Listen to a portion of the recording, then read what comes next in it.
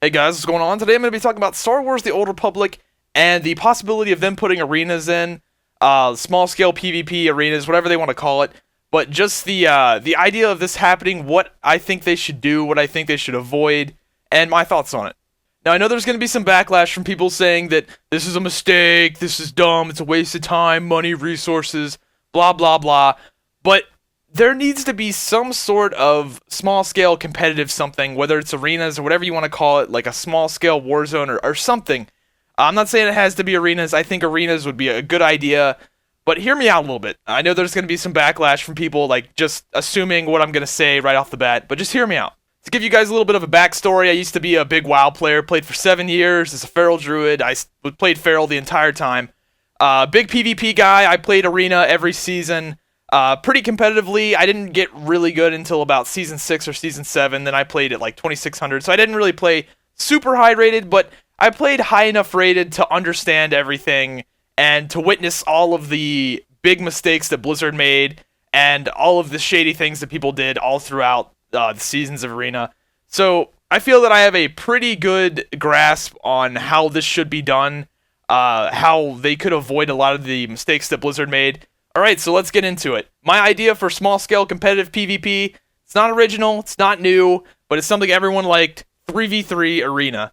Only have one bracket, no 2v2, no 4v4, no 5v5, one bracket, 3v3 Arena, and balance the game around 3v3 Arena. I know some of you guys are having a heart attack right now. Oh my god, balance the game around Arena? That would mess up everything. What about PvE and Warzones? Hear me out. For the most part, when it comes to Warzones, if something is balanced in small-scale PvP, where it's more individualistic, if that's a word, it's more on the individual and the class than any other type of PvP, most likely if something's good in a smaller scale, it's going to translate into a larger scale. So what that means is if something's good in arenas, it's 99.9% of the time going to be good in Warzones. Now, whether it's the other way around is questionable. In World of Warcraft, a few classes like Boomkins and Elemental Shamans that I can name off the top of my hand, they were really good at one time in Warzones for maps like Warsong Gulch and Twin Peaks where they could utilize their cheesy knockback. And it was all because they had that knockback and no one else had it. I don't see any class right now having a mechanic like that that's as unique as theirs. Everyone's got a knockback. I don't see any class with like a crazy ability like that. So I don't think that's going to be quite as much of an issue as it in this game as it was in WoW. But if every class is fairly balanced in 3v3 Arena, it's most likely going to translate into Warzones. Now let's get into PvE. This is where I see most of the red flags. I could see, for example, let's say a Juggernaut's doing a ton of damage in PvP right now, and they're lacking on PvE. What they could do, and what I always wanted Blizzard to do this, but for some reason they never did it. I'd never understood it. But have a bolster system for PvE, like a bolster or a nerf system. So if Juggernauts aren't doing enough damage in PvE, give them a bolster when they enter a raid, when they enter a heroic, when they enter whatever they enter that's PvE related. Make them do more damage in that instance for that duration when they're instanced in the zone. Why is that not possible? That's how it should be. It'd be a really easy fix. I mean, I'm sure it would take a little bit of development to crunch the numbers and figure out what was fair, but that would be way easier than trying to balance everything all at once on the same scale. It's just impossible. You're never going to be able to do it. This is the same reasoning why I want there to be only one bracket. You can't balance everything out evenly in a million different places because it plays differently in each one. A 2v2 plays differently than a 3v3. A 3v3 plays differently from a 5v5. A 4v4 plays differently from a 5v5. I mean, everything plays differently. So if there's only one arena, it's going to make your life much easier. It's going to make the game much better, much more fair, much more competitive, and it would be excellent. All right, now that we've got that established, let's go on to the next thing, rewards. Now, what I'm getting ready to say is probably not going to be very popular. It's probably going to be like, oh my god, Zyback, I can't believe you said that. But hear me out. I don't think there should be any rewards from 3v3 Arena. No rewards. It should be played for the sake of competition only. There should be leaderboards. There should be rankings. Have a top 100, 2,000, whatever. Have leaderboards. But no end of the season titles, no mounts, no gear.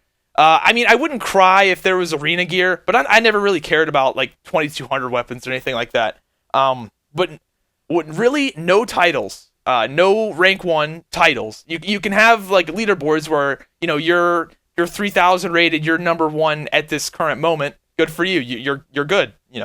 But no titles. Now, the reason I'm saying this is because having titles in a game really corrupts it. I know so many people, I've got friends that sell Gladiator in rank 1. They make tens of thousands of dollars every season by selling rank 1, and it's corrupting and ruining the game. There's so many services now that sell arena rating and titles, and that wouldn't exist if there were no titles and there were no 2200 weapons or anything like that, and it wouldn't corrupt the game. I think if you should play small scale PvP for the competition of it. At least that's my opinion. I never cared about Gladiator. I never cared about 2200 weapons. I never did. I played it for the sake of competition. And something that really pissed me off in WoW, especially towards the end, especially in Cataclysm, was everyone cashing in. I mean, the best players in the world that were playing at Blizzard-sponsored tournaments were turning around and selling rank 1 for like $2,000 or $3,000. Like, that's crap. Like, that's just really crap and stupid. I just really get ticked off at things like that just ruin the game. And I don't know.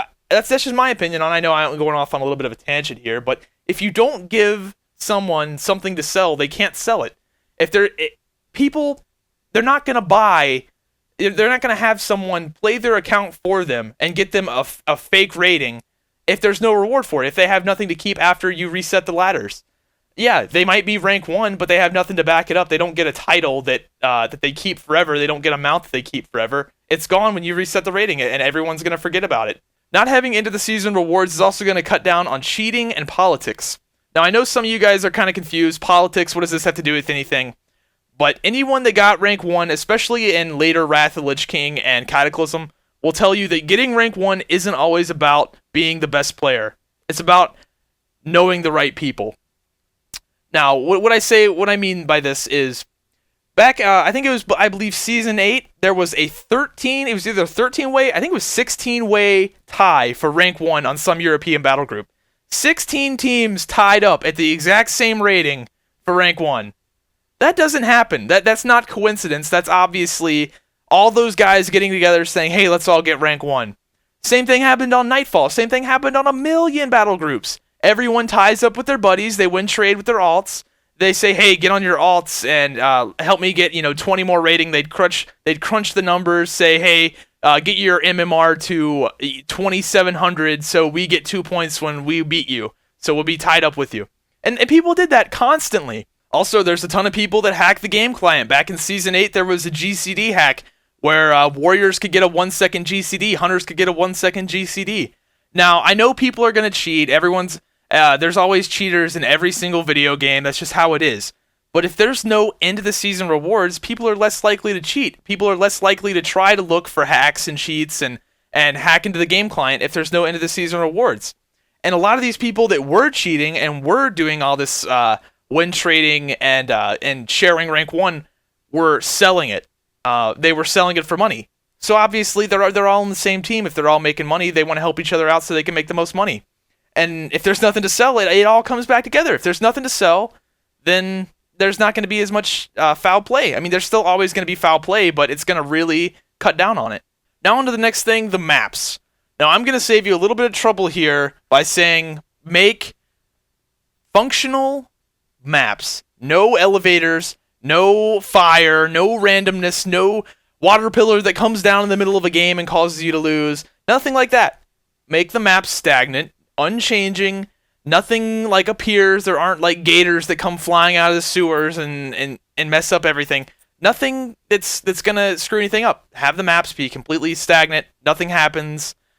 Make them linear. I mean, you don't have to make them linear, but make them fair, not dumb. No raised platforms. Now, I know this is gonna maybe sound a little weird because everyone's got knockbacks. Well, I don't think everyone has a knockback, but no raised platforms. It's just gonna be annoying. Make all the maps flat.